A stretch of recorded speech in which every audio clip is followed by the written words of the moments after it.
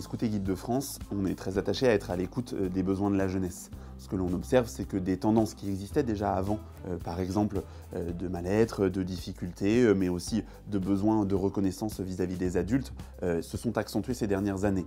Et dans l'expression des 65 000 jeunes que comporte l'association, on entend de plus en plus ce besoin de pouvoir exprimer ses émotions, être entendu, être écouté, trouver auprès de ses pairs des gens avec qui partager et puis avec qui aussi se construire et peu à peu s'épanouir. Ce qui est intéressant pour nous, c'est comment on arrive à adresser l'ensemble de la santé mentale des jeunes. Elle a des expressions qu'on a vues grandir et qui sont très dures sur des questions de propos suicidaires, sur des questions d'automutilation. Et ça nous interpelle beaucoup et on en entend de plus en plus parce que sans doute on est plus vigilant. Et je pense qu'il faut aussi se dire que dans ces évolutions sur la santé mentale, ce que nous on sait aussi mieux faire, c'est écouter, entendre, ouvrir des portes. Et donc, parmi les évolutions de la santé mentale, il y a peut-être juste, on voit mieux ce qui se passe, mais on a aussi de plus en plus de jeunes qui témoignent de pression scolaire, de sentiments de ne pas être à la hauteur, de ne pas pouvoir remplir les exigences de la société, ainsi que d'inquiétudes sur l'avenir et de quoi demain sera fait. Ça peut être des questions d'orientation, des questions liées à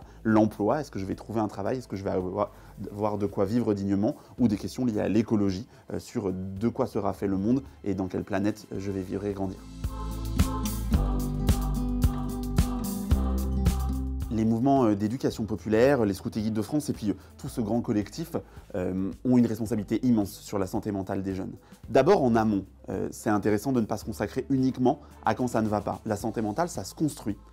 Travailler l'estime de soi, travailler le cercle de relations, les amis que l'on se fait tout au long de notre vie, travailler la confiance que l'on a, mais aussi la connaissance de ses propres capacités. Tout ça, c'est des leviers très importants de construction de la santé mentale. Les mouvements de jeunesse et d'éducation populaire sont essentiels pour ça, pour apprendre à se construire et à s'émanciper.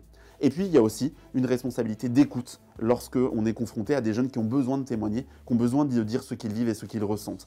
Et là encore, la responsabilité de l'éducation populaire, elle est immense. L'ensemble de nos éducateurs, éducatrices, l'ensemble des personnes qui s'engagent doivent avoir conscience qu'ils vont avoir en face d'eux des enfants qui comptent sur eux, qui ont besoin d'une écoute inconditionnelle, qui ont besoin de savoir que à tout moment, un jeune peut venir trouver l'éducateur, lui dire « j'aurais besoin de te parler » et qu'il aura en face de lui quelqu'un de formé et qui saura trouver dans l'association ou ailleurs, des réponses et des partenaires pour aider cet enfant à se sentir mieux. En amont, aidons-les à construire leur bonheur. En aval, quand ça ne va pas, soyons systématiquement à l'écoute et osons le dire clairement. La grande chance qu'ont les Scouts et Guides de France, c'est qu'ils ont déjà dans leur programme éducatif des leviers qui sont indispensables au bonheur des jeunes. Ce que l'on sait dire dès aujourd'hui, c'est que la vie dans la nature, c'est une composante essentielle pour qu'un jeune se sente bien. Et je crois que tous les parents le savent. On propose à des enfants, à des jeunes, de partir un week-end complet, d'aller vivre en pleine forêt, d'aller vivre en pleine nature, de se mettre à l'écoute du monde qui nous entoure. Et on sait que c'est un levier extrêmement puissant en termes de santé mentale. Pareil sur la question de la vie collective. On mène des activités dans lesquelles les jeunes sont en équipe, dans lesquelles les jeunes font des projets un petit peu fous avec un camp scout. Cet apprentissage de la relation sociale, de la relation à l'autre, quand on dort dans la même tente, quand on partage le petit déjeuner ensemble, quand on se confie ses peines, ses chagrins d'amour, ça c'est extrêmement important en termes de santé mentale. Et le dernier aspect qu'on fait très bien chez les Scouts et Guides de France, c'est la question de l'engagement dans la communauté. La capacité à se sentir utile et à sentir que ces actions ont de l'impact et qu'elles font bouger des choses.